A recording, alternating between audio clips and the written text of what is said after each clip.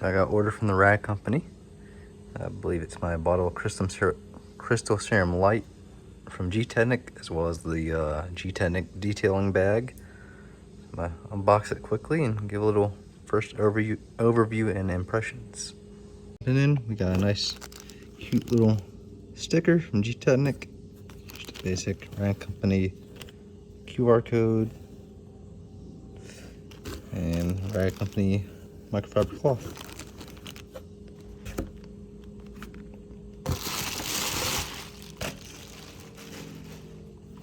We have the coating itself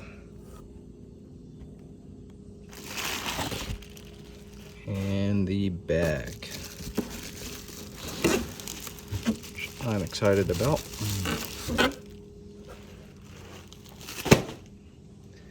And we also got a mystery product, which seems to be the new Quick Detailer V2.